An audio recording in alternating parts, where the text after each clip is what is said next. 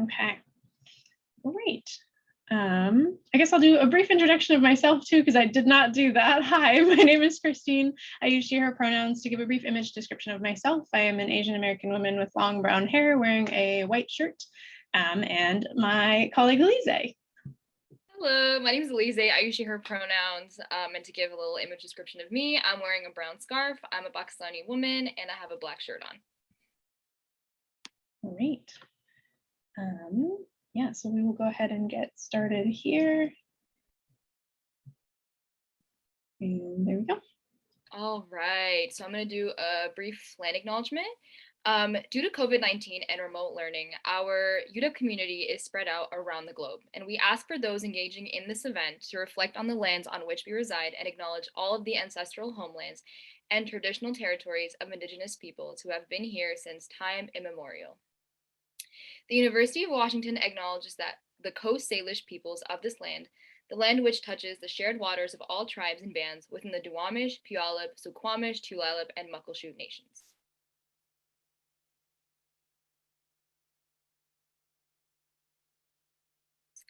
And I also just want to give a bit of a trigger warning. This presentation that we're about to do does include discussion around topics such as sexual assault, domestic violence, stalking, physical violence, and identity-based discrimination and harassment. If you need to step away or reach out to anyone, please do so. Below are some resources as well. So RAINN 800-656-HOPE-4673. So that's a 24/7 hotline. And then KSARC 888-998-6423. SAFECAMPUS 206-685-7233. So if you want to take a picture of this, feel free to do so. Fantastic. And I would love to hand it over to our wonderful host, Jason Naranjo, who's going to give an introduction for us.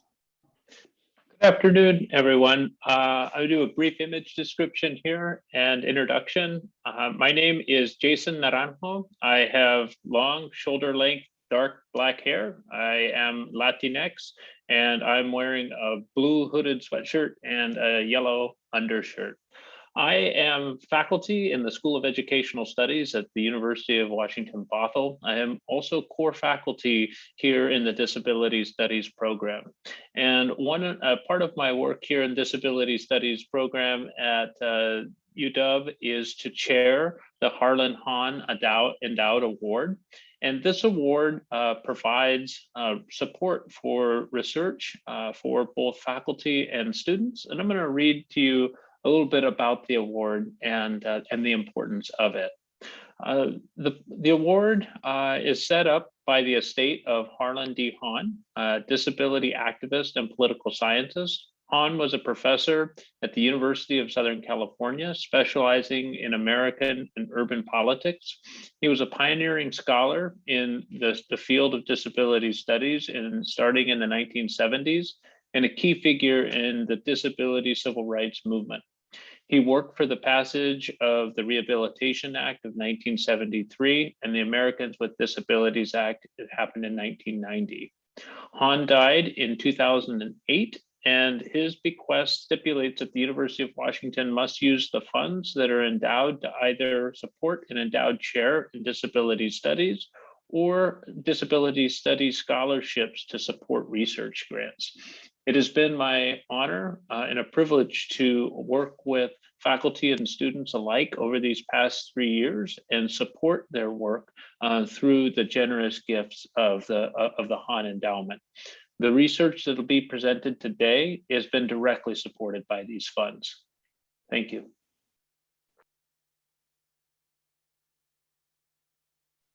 Wonderful. Thank you so much, Jason, for that. And I also want to give a brief shout out to our faculty advisor, Megan McCloskey, who is a huge part of making this happen and has provided such wonderful guidance through this entire process. We are so appreciative of you, Megan.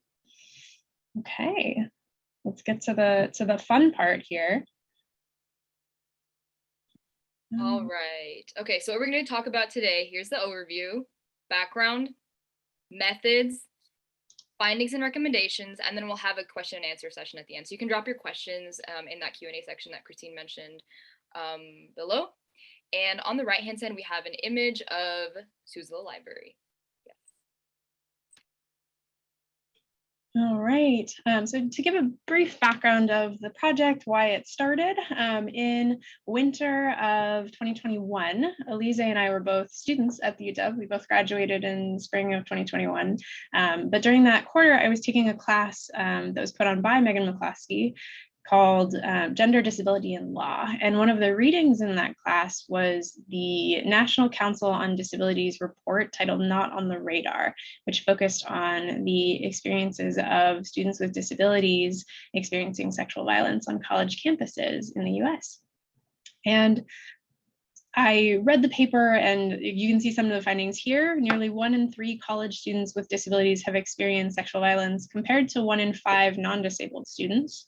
And the National Council on Disability found that students with disabilities were less likely to access resources when they needed that support, due to the resource entities not being prepared to provide disability accommodations, the advertising and outreach not being accessible, so students maybe not being aware of what types of resources are available to them, and a whole host of other things within that.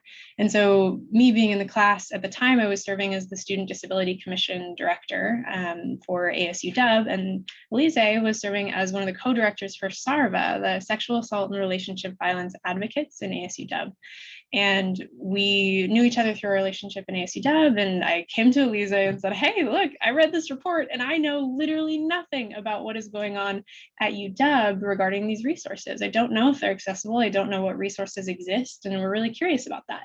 And Alizay was like, yeah, we need to do this project. And so both of us started compiling the proposal for the research. We got Megan involved, and then luckily received the Harlan Hahn Endowment Fund grant, and we went from there. So that's this finding, or this research is specifically based on the findings from the National Council on Disability report, the Not on the Radar report, looking at the University of Washington sexual assault entities, and so prevention and response entities. And I see we have an ASL interpreter switch, so I will leave a pause for that.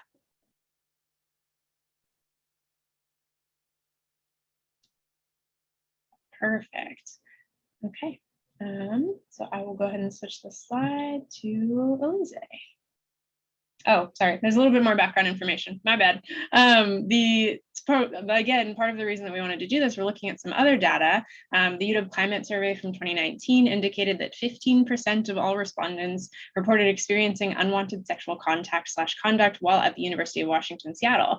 And the findings specific to students with disabilities regarding unwanted sexual contact has not been published. However, the one finding that has been published in the recently released Title IX employee training, I believe, is the fact that undergraduate students with at least one disability reported a 2.3 times higher rate of experiencing relationship violence compared to undergraduate students without disabilities.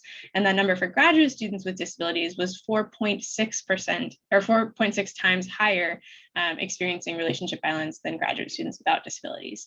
So these findings together indicated to us that there was a lot more research needed here at the University of Washington in particular to see if these students' needs are actually being met by the entities that are offered here at the UW. All right, so here's the methods section. So we did a desk review, a mapping exercise, and then we did the interviews, of course. So for the desk review, we reviewed the national government and civil reports, including the National Council on Disabilities, the Not on the Radar report, which our project was kind of based off of. And then for the mapping exercise, what we did is we reviewed University of Washington's website, their campus information on their response and prevention efforts and their entities. And then we identified a total of 31 organizations with some role in sexual assault prevention and response services at UW. And then we conducted 17 interviews with UW service providers and referral networks, 4 disability, 10 on campus, 2 off campus sexual assault related entities. And the entities that we chose to interview were the most prominent student facing in the steps of the process. So that would be like immediate assistance, crisis intervention, legal counsel, investigation, and prevention. Okay, so first we'll dive into that mapping exercise. And if we were to put the entire mapping exercise on the screen, it would be a lot of reading and a lot of explanation. And so instead, what I'm going to do is post that in the chat here for you. There's a link to a Google spreadsheet that includes the full mapping exercise, website links to the entities that we identified as having some role within this. And then here's a summary of that mapping exercise. There were 31 entities total within the mapping exercise, 19 of which were sexual assault response and prevention related entities. So entities like LiveWell, SAFECAMPUS, Paul Health, some of the other ones, and then disability related entities. So Disability Resources for Students, or DRS, Disability Services Office, DSO, the D Center, the Disability and Deaf Cultural Center on campus, and a couple of others. And then in terms of the other category, there's a lot of other entities that are still related and yet not in those two categories. So for example, if a student is seeking legal counsel in their case, Student Legal Services might be one of the places that they would approach. Okay. All right, findings and recommendations. Okay. One of our first findings was that entities lacked formal policies to guide implementation of disability accommodations in their offices. So when we were doing the interviews, only 2 out of 10 of the interviewed UDA prevention and response entities had any formal policies or procedures regarding disability accommodations and awareness. And most of the entities that we interviewed, they admitted that they were processing disability accommodations informally or internally because that would make it quicker. But most of the time, treatment across entities was very different. And that can be kind of problematic because then you don't really know what services you're going to get across prevention or response entities because there's no formal procedures in place, right?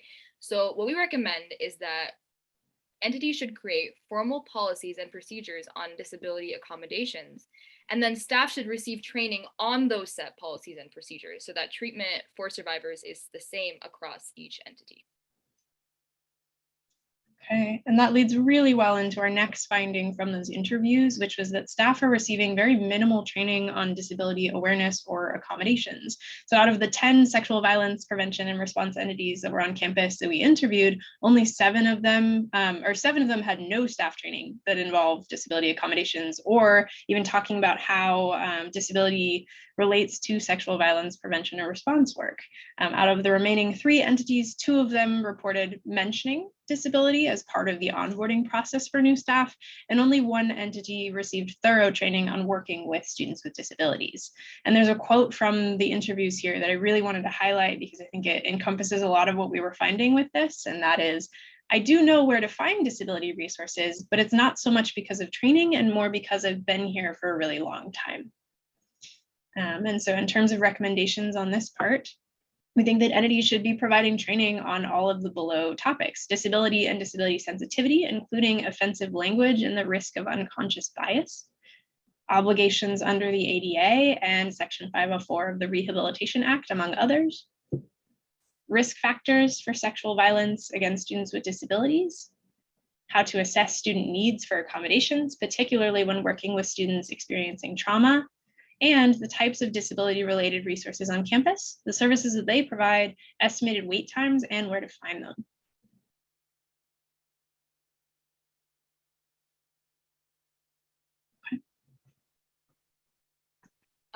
We also found that there is limited coherence among service providers when accommodating students with disabilities, right? So entities varied in which resources they consulted regarding accommodation. So some went to the D Center, some DRS, some DSO, and actually some did not even use the campus resources, and they hired off-campus ASL interpreters and captioners, right? So there was no consistency, again, something we've mentioned previously, among staff and how they sought information on disability related services. And this resulted in clear differences, like the type of services that were being produced and the speed and the process for disability accommodations, again, varied across these different entities. So what we recommend is that the ADA coordinator should conduct campus-wide investigation into disability accommodation processes across sexual violence, prevention, and response entities. And then we also recommend that leaders from different entities should create like a steering group to discuss disability accommodations. And then there should be representation from disabled student communities at the University of Washington present at those steering group meetings.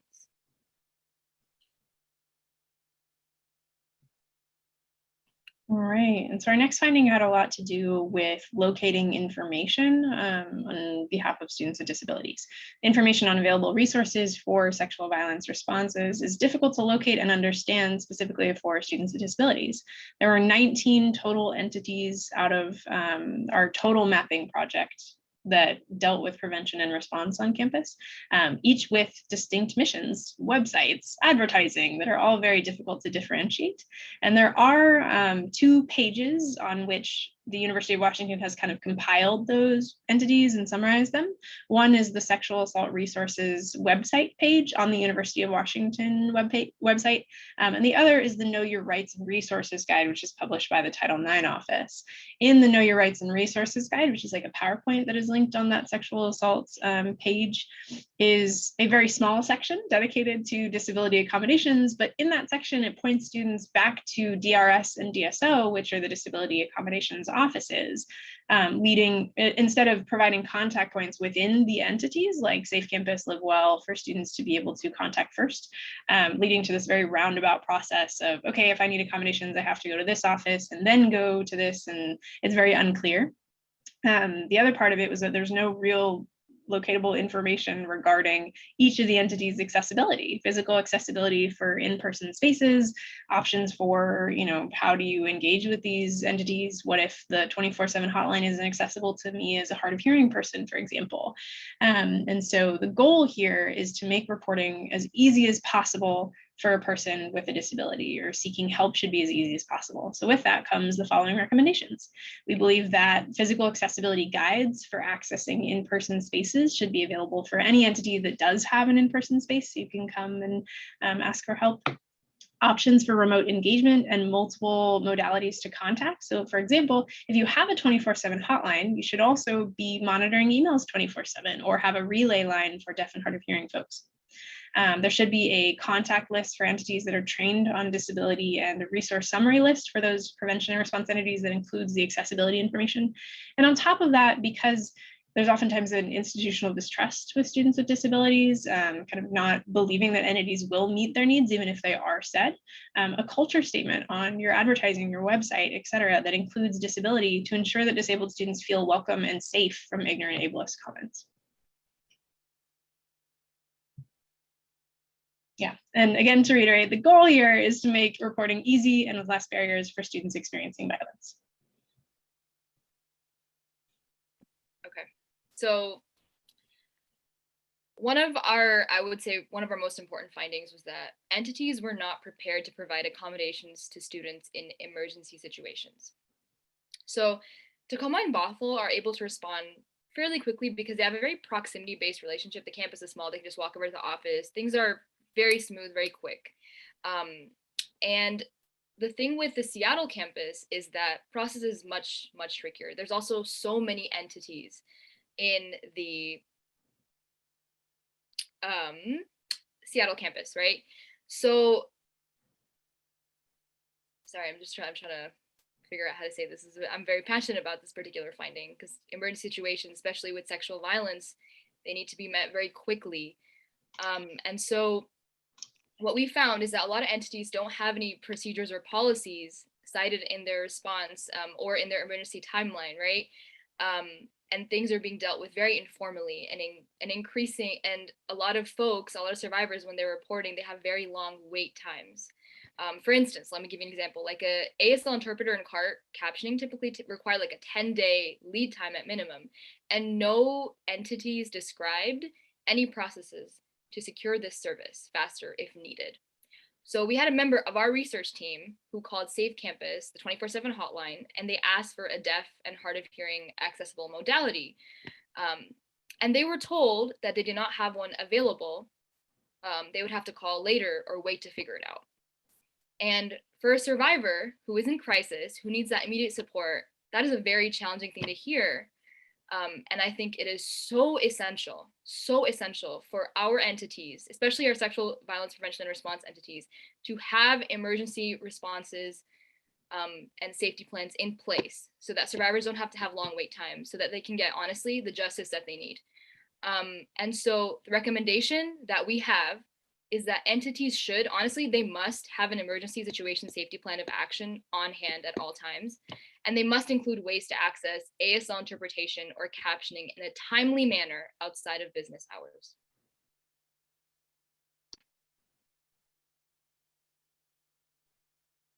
Okay. So moving on to this next finding, has a lot to do with advertising and outreach, and how when we were in the interviews, you're finding that a lot of the advertising and outreach strategies utilized by the entities were not accessible to students with disabilities. Only 1 out of the 10 sexual violence prevention and response entities that we interviewed reported using any alternative text on their social media posts and newsletters, which makes images accessible to those with vision-related disabilities. At the same time, when a member of our research team checked their social media and websites, we did not find any alternative text or image descriptions. So there might be a bit of a discrepancy there.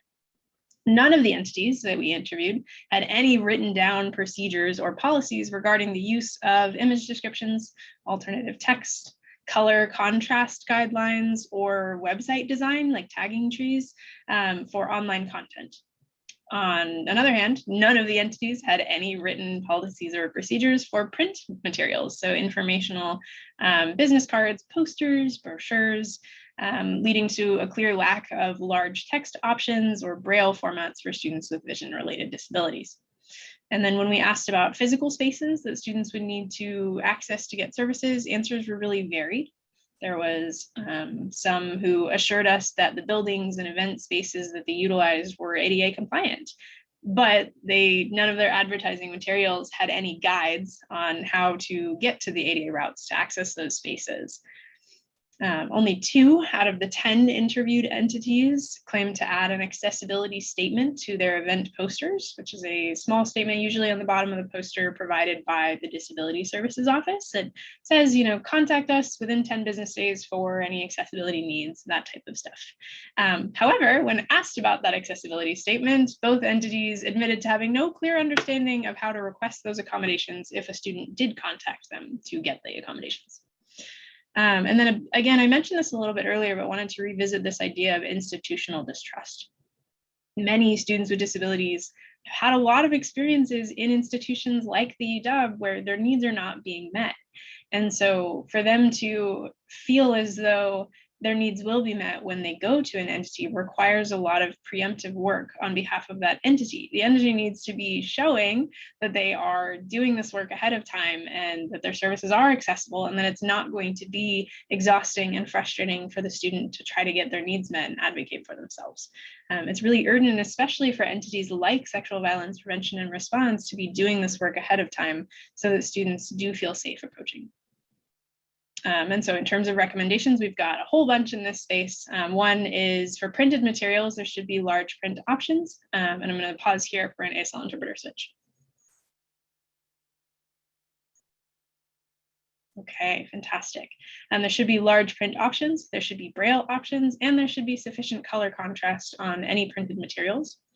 For online materials, they should be screen reader accessible. If you have any PDFs or just websites for your tab order, should be screen reader accessible. And in your website and outreach materials, there should be ADA accessible maps to navigate to in-person spaces if that is something that your entity offers. And then on top of this, we've got a couple more. There should be accessibility information for the entity, how to request accommodations and accessibility features of the space available in your advertising, whether that be your website, posts that you're putting up, things like that, and multiple modes of engagement. So making sure students can contact you through a phone number, email, Zoom, whatever may be most accessible to them. And then there is also really specific recommendations for the rape aggression defense classes, or RAD classes, put on by the UW Police Department. When we interviewed the UW Police Department about this, there was only one way for students to sign up for classes, and it was a phone number. Which again, not super accessible to a pretty wide range of students. So classes offered through UW PD should allow students to sign up through multiple different formats. So that has to do with this next bullet point as well: email, phone call, online sign up form, whatever else. So again, those multiple modes of engagement. And then allowing students to also indicate if they're going to need disability-related accommodations in order to participate in the class. When we were interviewing UWPD, there was no indication that any questions were asked to students if they were going to need disability-related accommodations, and no understanding of how to get those accommodations if they were requested. So making sure that students are able to indicate whether or not they need that ahead of time helps with that planning process and making sure things are implemented in a timely manner. Okay. This is an interesting one. We found that entities assumed that they had the expertise to serve students with disabilities. But if you recall from the previous slides that we mentioned, many of these entities, in fact, do not have any concrete policies or procedures in place for providing disability accommodations efficiently and correctly. And there's no examples that we got or any plans, nothing like that in place. So what we recommend is that entities should share, report, the one that we created, among your teams, share this presentation as well, and then conduct internal evaluation of accessibility and create plans to improve access for students with disabilities, to improve the services that are being provided within these different entities.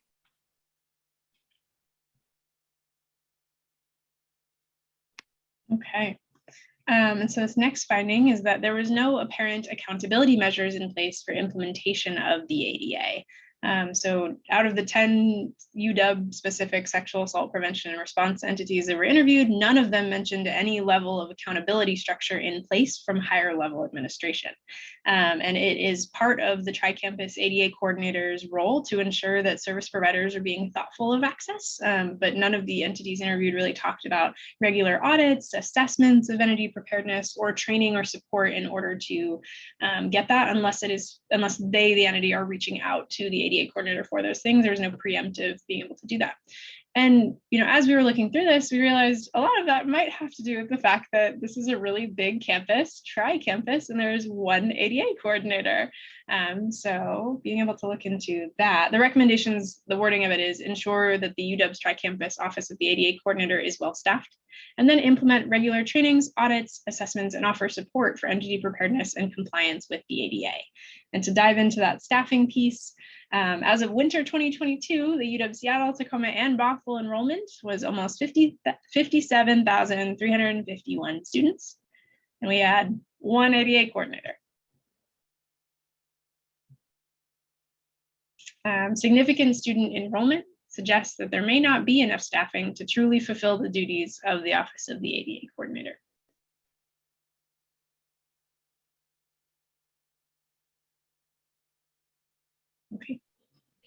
Okay.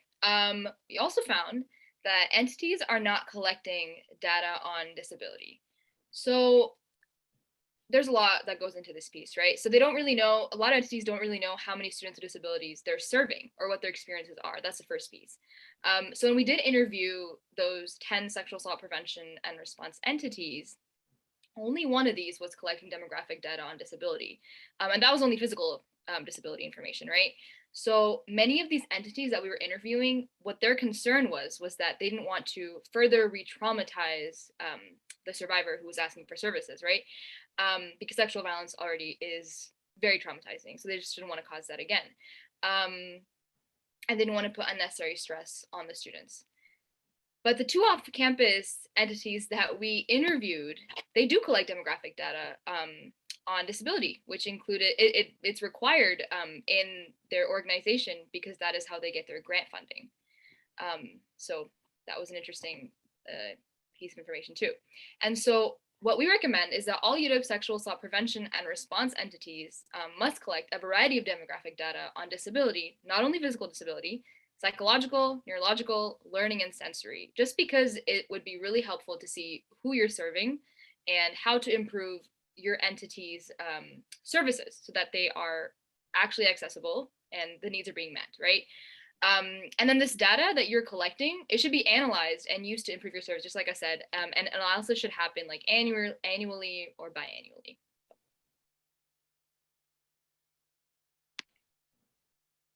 Okay.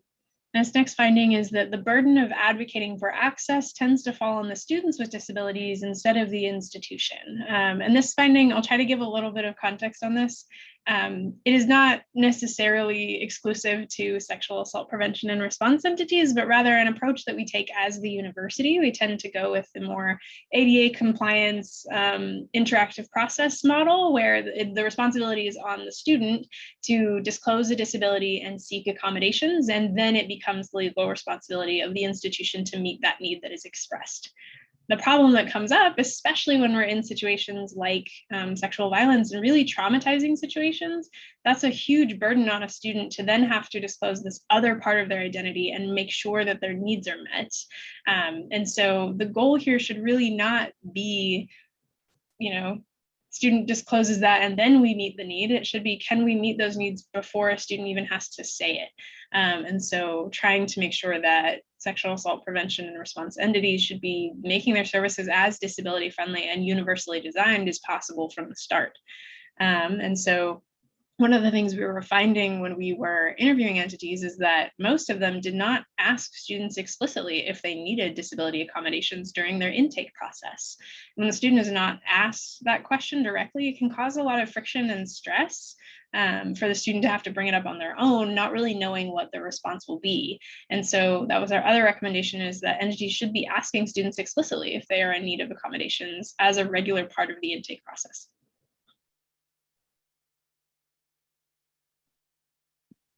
And finally, we found that separate campuses show different trends in accessibility and response services, right? So I think we mentioned this previously, but UW-Bothell and UW-Tacoma, they have a much easier time connecting with disability resources because they're small teams, they're working together, and they have a better understanding of the disability accommodations processes in a quick and effective manner. But again, UW-Seattle, very large, so many different entities, all operating in their own different way.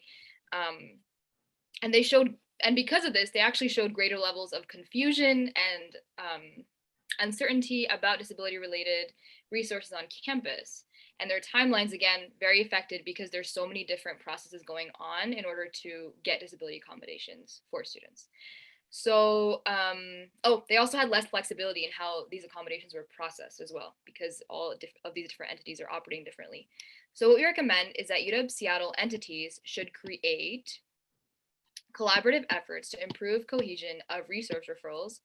And then UW-Seattle entities should also meet on a regular basis, so that steering committee that we mentioned before, with disabled student representatives to create more collaboration to better serve the student population.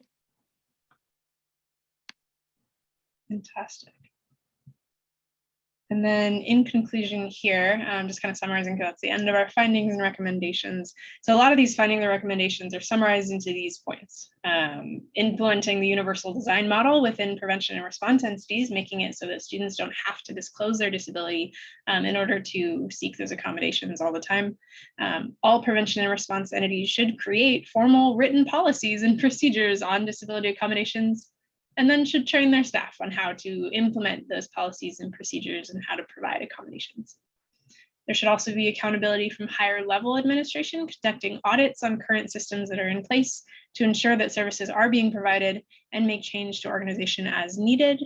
And then reviewing this report with entities to see how to apply these findings and recommendations into each entity.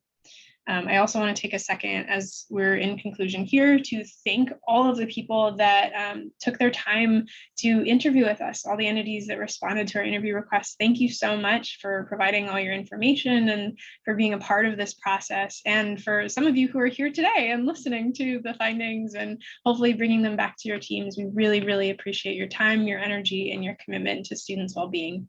And I also want to say thank you to the Student Disability Commission for granting us this webinar access and for supporting us in this process, and the Disability Studies program for being such a huge part of this as well.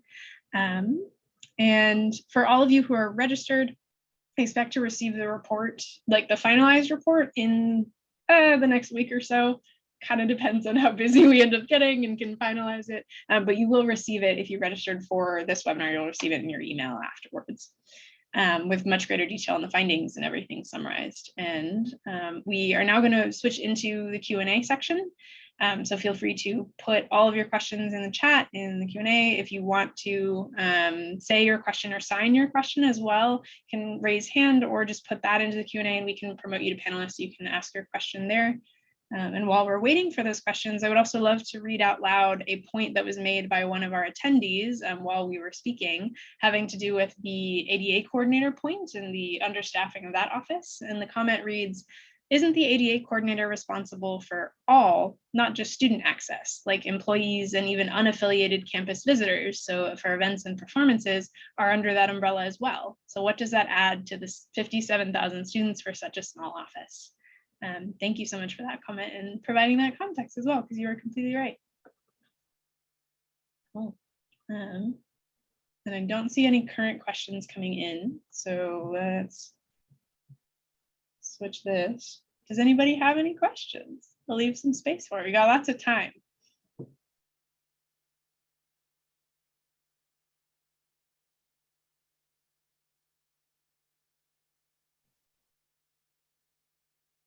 Ooh, okay.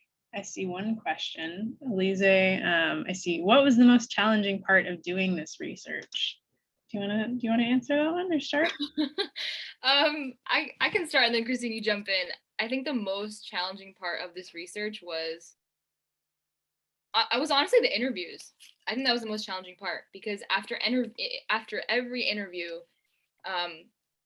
Christine and I would debrief, and it was just really upsetting seeing some of the things that were happening to a lot of students with disabilities. They are fully going unnoticed, and it was very infuriating to have to see that repeatedly through each interview. And so then Christina and I would just like process that afterwards. But I think that was the hardest part, honestly. Yeah, I would definitely agree with that. I think, and it was hard too because we're so involved in the community at UW, and even though we're graduated, both of us are still pretty close with a lot of people at the university. And Alizay, in her role, was working directly with survivors and was helping survivors. And so having to do this research and realizing how many people we might know who have experienced this and did not seek help for all of the listed reasons, or even hearing some stories from students that I've met in the past couple of months who, I shared that I was doing this research and they shared with me their experiences that are line up with all of these findings is really heartbreaking and difficult. But at the same time, what's really exciting about this is being able to compile all of these things, hand it over to these entities, and hope that they are also doing the work on their end to implement these findings, and making sure that this doesn't happen to any other students in the future is also very hopeful and exciting. I see one question in the chat, which is, do you think that other campus entities such as Safe Campus need to be assessed in the same way? And the one thing I'll start by clarifying is just that Safe Campus was one of the entities we did interview, and I'll stop here for an interpreter switch. Perfect. Safe Campus was one of the entities. That mapping exercise link, which I can post in the chat again as well, hopefully that helps, lists out all the entities that were identified as part of this sort of network. And a lot of it has to do with not just sexual assault prevention and response, but most just health, safety, wellness types of entities at the UW. So we interviewed a lot of them and assessed many of them. And so hopefully that helps a little bit, but there are a lot of other campuses that should do the same assessment as well. Alizay, do you have any ideas of what other entities or just thoughts on that? I feel like, we mentioned this in the presentation too. Those entities, I think all these entities that we interviewed definitely should be like assessed, just like we were recommending. I think Christine, you answered that pretty well. Sorry, I was looking at the second question. That's what I was thinking about in the chat. Yeah, we can go ahead and answer that question too. What is something you learned that sticks with you and really impacted you? Ooh, okay. Kristen, do you want to answer that first, or do you want me to answer? Either way. Okay. Okay. I think the one thing that really stuck with me is that I feel like after we interviewed those two off-campus resources, it gave me a perspective of the fact that there is ways to support these survivors, and it can be done. And I think that UW does have those resources, in my opinion. And that is something that I've been thinking about. And I think that this report can be used in a way to actually implement, again, policy and procedures within these entities and then really help these survivors. That's what sticks with me. Yeah, definitely. I think on a very similar note, I think mine has a lot to do with the difference between that one finding about assumed expertise. I thought was fascinating. And this was something, it took us a while to pick up on this and really unpack it as researchers, was people are really confident about their answers and really think that they're saying the right thing, and yet they're naming one out of the like 5 different disability related entities on campus and pretty convinced that they've got the entity to go to. And I thought that was really interesting. Of, you can have all the right intentions in the world, but without the right training, the right institutional support, and the right clarity of resources on campus, your implementation might be really off and may not be actually having the impact that you want it to have. Ooh, also, I see this question in the chat that says, will you be sharing the report with those on the call? I believe so. Yes, we will be.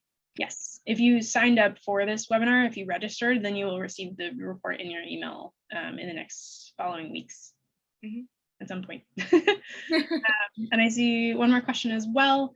Let me go ahead and move this one. If current response and prevention offices were to prioritize 1 to 2 of your findings regarding making services more universally accessible, what would you suggest? As you noted with the ADA coordinator, there's one person doing a really big job, and resources on the UW campus aren't as plentiful to do all offices would like. Alizay, do you have any initial responses? My initial first response was that I think all of these recommendations that we have can be done. I really do. And I think, this is a good question. Let me pick my 1 and 2. Christine, you take it first. I'm gonna go pick my 1 and 2. Yeah, that's what I'm doing right now. I'm still my presentation notes.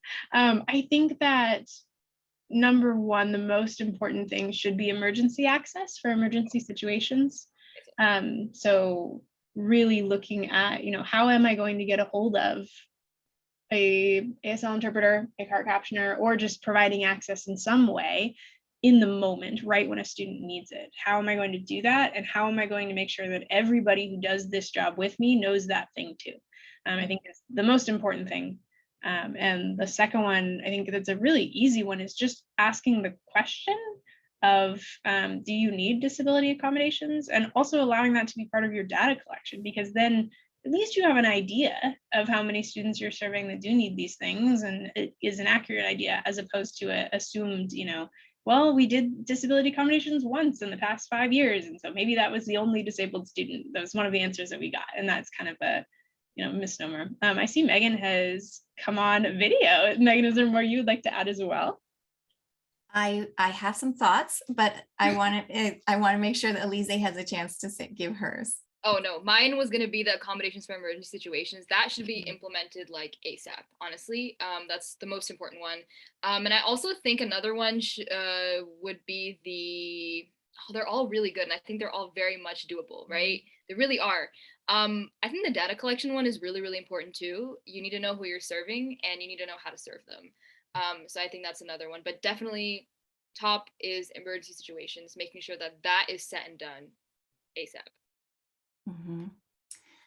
I'm going to go ahead and reiterate that, but I'm actually going to take it and back it up a little bit and make it a broader point, because one of the things that is always such a significant issue in cases of gender-based violence of all kinds is reporting. And we know that individuals who are affected are very hesitant to report for a lot of very good reasons. And so if I were going to say this in one way, I would say that do whatever you need to do to make reporting as easy as possible for students in all circumstances, students, employees, staff, whomever. Provide whatever you need, whatever they need, take whatever steps are appropriate and or recommended here to make reporting as supportive and as accessible as possible for anyone in any kind of a circumstance. And so that would be my number 1 take. The second piece to that also is prevention. One of the things, we've sort of laid this out as a 2-step space where there's prevention and response. We know that people who are survivors of violence experience significant impacts as a result of that violence.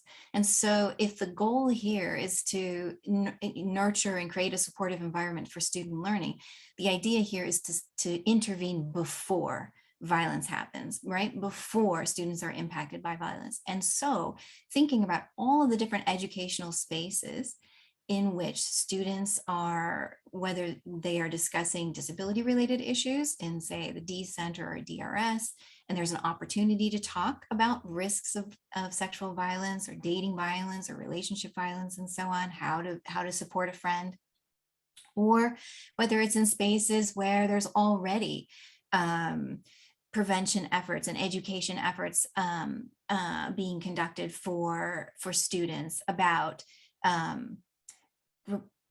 supporting their friends, recognizing the risks of sexual violence and so on. All of those spaces also need to be as accessible as possible, right? So that all students have access to the same level of information in similar ways and are considered in all kinds of prevention efforts in all spaces. So big answer, right? Do everything you can to make prevention efforts as accessible as possible to all students, and to do everything you can to make response efforts as accessible to all students at all times. That was an excellent answer. Thank you so much, Megan. We really appreciate it. And then we've got one more question that I would love to bring to all of us. Do you plan to be part of implementation, or I guess, what are next steps to implementing these recommendations? And my initial response here is that I have two things. One is we're tired. It's been about a year since this has started. A year and a half. Wait, no, yeah, it's a year. It's been a year since the idea was happened. So it started in winter quarter of last year. And so it's been a very, very long, drawn out process. And so in terms of implementation, we would absolutely love to be a part of it and would love to assist, but I don't think it should fall on us to drive that. And so these entities that are receiving these recommendations, if they need our help or want our guidance in doing that, we would love to. We'd absolutely love to have more conversations and would love to be a part of that. But driving it should definitely not. I can't do it. I don't know about you. I can't do it. But on top of that, I would also love to add that in the report, there is a appendix section that has resources. And so what we've done in that section is compile some of our favorite links to websites that have guidance on some of the more concrete things like image descriptions in alt text, color contrast, linking to UW IT, their accessibility guidelines and all of the resources that are there, and some of the broader level guidance as well in terms of disability allyship workshops, disability language and microaggressions, that type of stuff. So a lot of the recommendations that we have for entities to gain knowledge, those have all been added as an appendix in there. So when you get the report, hopefully that will make it a little easier to see the types of steps that you can take and things that you can start doing trainings on for your staff. Mm-hmm. Alizay, is there more you want to add there? And I see Megan's back as well. More things. No, I fully agree. I think we've done a lot of the groundwork and we've kind of shown like, hey, this is what needs to be improved on. And I think these entities are well equipped to make these changes. So, and we are tired. Christine is 100% right. So. So my only thought to that is I am so grateful to the two of you for all of your hard work on this, but I understand completely how exhausting it has been for sure. But I would say to any organization that wants to work with anyone and start to address some of these issues, there's allies on campus and I'd be delighted to assist. Absolutely. Yeah. Don't misconstrue that. Like, know that we are more than happy to help. It's more just the organization and the driving part of it where I'm like, I will not be doing that. There's another question that I love that is in the chat currently. Disability services is an under-resourced area within the already under-resourced area of higher education. The important question is about priorities when making difficult decisions for resource allocation, and why is disability so low on the list of needs? That's a great question. It's more of a point than a question. I would absolutely love it to be higher on the list of priorities. I think a lot of institutions see disability services as a cost center as opposed to genuine support and necessary for students to succeed. And I think a lot of that also relates to us not really viewing disabled students as valuable and as like huge contributors to the university and as brilliant innovators. And that is another kind of switch that needs to be made in the resource allocation piece of it. That's I'm not going to go too far into this because I could talk about this for years. But is there more that Megan and Alizay want to add there as well? No, that was well said. Well said. I'll add something to that. And what I would say is this. It's all too easy, I think, to think about disability accommodations as something that is unique to students with disabilities. But the reality is, particularly when we're talking about sexual violence survivors, anything that one can do to make a space welcoming, to make a space supportive, to provide for open communication, to make a space feel safe, benefits all students. And I think thinking about it in that sense is the goal should be to serve all students to the maximum extent of our ability, right? And creating universally welcoming, universally supportive spaces is beneficial for every single student on campus and off campus as well. And so thinking about it that way, I think might help sort of shift the way that we think about how resources are best used, right? And who they're benefiting. And so that it would be an invitation that I would offer to sort of shift the thinking a little bit, less about accommodating students with disabilities and more about accommodating all students universally. Absolutely. I completely agree with that one and support that. Benefits everybody in the long run. I know it is 12:58, and I do want to be respectful of the time of all of our attendees, our interpreters, our captioner. Is there any other last questions before we wrap up here? I don't see anything, so I'm going to assume that's a no. Yeah, Alizay, Megan, anything you would like to add as we wrap up here? Thank you. Thank you to everyone. Thank you so much. I have nothing to add other than that I could not be prouder of the both of you. This work is amazing. Congratulations. Thank you. Cool. And a giant thank you to everybody who has attended, to our interpreters, to our captioner. You all are wonderful. And to, yeah, just everybody here. Thank you, Jason. Thank you, Joanne from the DSP. Jason, is there anything you wanted to add? I saw you came back on camera. Except by saying that this is exactly the kind of work that the Disability Studies program seeks to engage and involve. It's kind of community engaged work that makes a difference and helps us all to build a better university. So thank you both. Thank you also to Megan for her support and mentorship and being a great colleague. So thank you all very much. And thank you to the attendees who've been here today. Perfect.